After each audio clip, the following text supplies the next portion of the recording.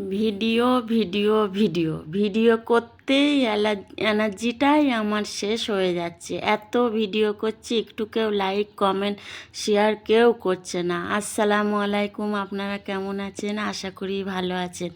আমি ভিডিওতে এসেছি, আমার বৌমাকে বলছি, বৌমা রাঁধতে বসেছি, আমি উঠতে পারছি না। বৌমা বলছে তুমি ওঠো, তারপর আমি তোমার হাতটা ধরে তুলবো। কিন্তু বাবা উঠবো কী করে? তোলো না আমার একটু হাতটা ধরে।